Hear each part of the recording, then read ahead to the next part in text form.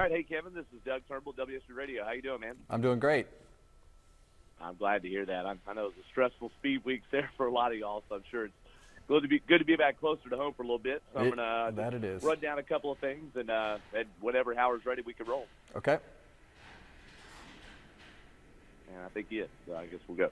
All right, so we're here with Kevin Harvick, who is the defending winner at Atlanta Motor Speedway. And some people, Kevin, look at your win at Atlanta Motor Speedway a year ago. They point at it, and they go, well, this is the reason we've got the new package. But we, regardless, go back with the new package after dominating win there. Is there anything that you can take from your Atlanta races in the past, including last year, and be able to apply it despite there being a radically different notebook?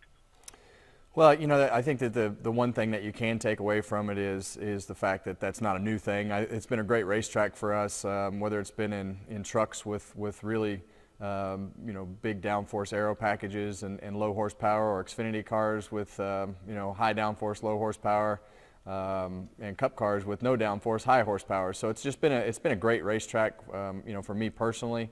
And through the years, and especially since we've been to SHR, I felt like we could have won all 5 races. It just always seems like something happened, and last year, we were fortunate to get to victory lane. So it's definitely, going to be different this year. I think as you look at the new package, I don't think anybody really knows what to expect. There's going to be a fine line balance between downforce and drag as to, how you set your car and the things that you want your car to do. So that'll be interesting. I think as teams look at it right now, you really don't know exactly what to point at as to what you want, because we haven't had all the cars in a race with this particular rules package, and don't really understand what we need in order to work towards something. So it'll be an interesting weekend for sure.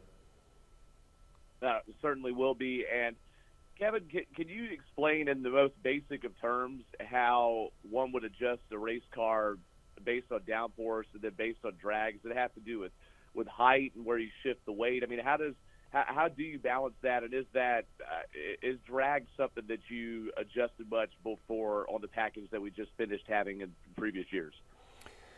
Well, you always want the car to be as efficient as possible, from a downforce to drag standpoint. I think with this particular rules package, it's got a really, really big spoiler on the back of the car and a really big spoiler on the splitter on the front of the car. So, from a downforce standpoint, you have more downforce than you actually need to a certain extent on what we believe at most of the racetracks. So when you go to Atlanta, this particular racetrack probably is going to take a high horsepower setting that will be maximum downforce, and the reason I say that is because of the fact that the pace is going to slow down 2 or 3 seconds as you make a long run, because the tires wear out because of the surface. So that's a good thing.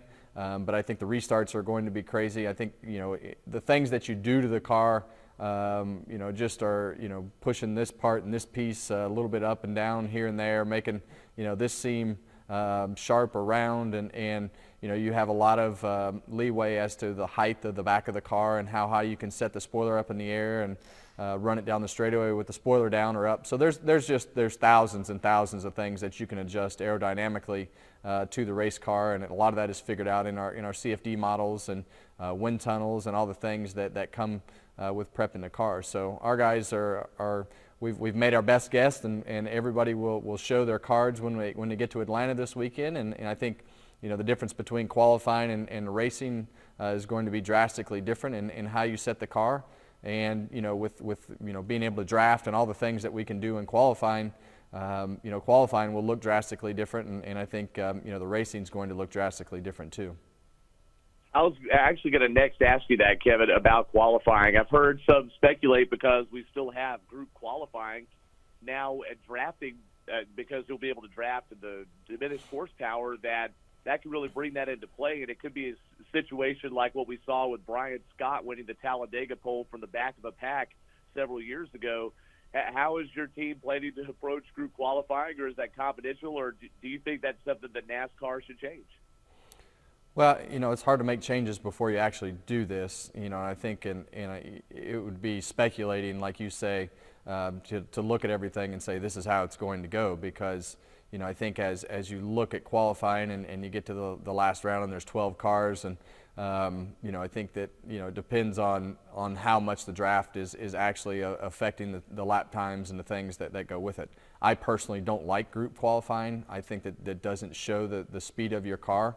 But from a competitor standpoint, I want to qualify first. So if my car will go faster in a group, then I'm going to qualify in a group. So for me, it's really at this point, it's not about rules and speculation. It's really about how do I go the fastest and how does my team make our car go the fastest, and we're going to try to capitalize on all those situations and just not worry about rules, worry about how to make our car perform the best that it can. So all that speculation will come to an end when we get back here next Monday after Atlanta, and we'll have a lot better idea of how things are going to work.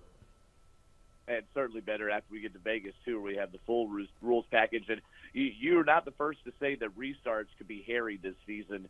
Do you as a veteran driver, a guy who's right there in his 40s and has accomplished what you've done and been in the sport as long as you have, do you ever talk to younger drivers and try to caution them about how to approach things like that? I mean, is that sort of under your duties, especially with now a teammate, Daniel Suarez, who's certainly younger?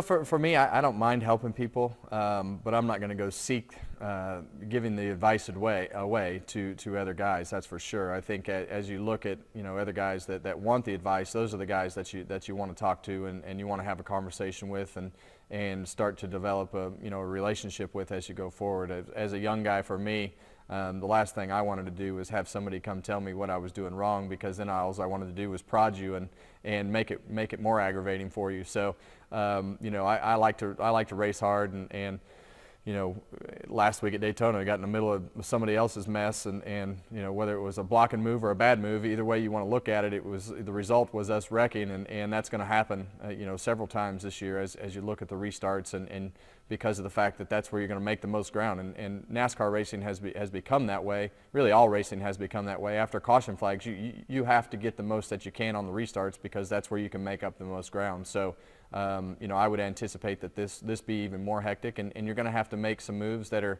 going to result in not working out well. But you're going to have to be aggressive on the restarts, and I look back at my truck days, and you look at those restarts and the things that you did. Probably some of them were good and some of them were bad, but you're going to have to take some chances to make ground. Certainly. Speak with Kevin Harvick, has dominated Atlanta before, and he's won at Daytona before, including the 500 back in 2007. And I wanted you, Kevin, real quick before we go, to sort of recap. Did you think that as you look at that race in its entirety and not just the results, the number 4 team, that was a good Daytona 500? It seemed like we were anticipating something bad, as we've chided speculation already in this interview, but then we saw really good two-eye racing, and then it kind of turned into a bloodbath, quote-unquote, at the end. How would you rate it just from a competitor standpoint, but thinking about it as a fan as well, the 2019 500? Well, I think fans have a tendency to overreact to everything. So, all the speculation leading up to the Daytona 500 and how bad of a race it was going to be is another prime example of why you have to let them play the game, or why you have to let us race. And once we got all the cars on the racetrack and ran all 40 cars at the same time and realized that you were racing for the Daytona 500, things became drastically different than what everybody had anticipated. So we had a great Daytona 500. The race was very aggressive, and I think the end came down to what everybody would expect it to. For us, we had a great speed weeks as far as the way that things ran and performed with our first week with the Mustang. In contention there up until 6 or 7 laps to go, and then, like you say, it turned into a bloodbath, and unfortunately we were on the bloody side of it. So that's the way speedway racing goes. We scored some stage points, scored a lot of good points winning the qualifying race, and came out of there without a win, but basically not too bad, middle of the road, and sometimes that's best case scenario to super speedway. So I think as NASCAR in a whole, we had a great speed weeks. And the Daytona 500 lived up to what it was supposed to. I think a lot of people would agree, Kevin. And were you able to run wide open around there, or did you have to crack the throttle any? I saw tires mattering, especially people that were running back in the pack. and right before a restart, they would go take tires and be able to drive to the front. Did tires and handling seem to matter more in this race, and do you think that's going to change at all when we move to the tapered spacer at Talladega and future Daytona races? You know, for us, tires didn't really mean a lot. You know, our car was handling very good. I know there was a lot of cars that tires did make a difference because they had some handling issues, and I think that's going to be, you know, much like the package that we have going forward.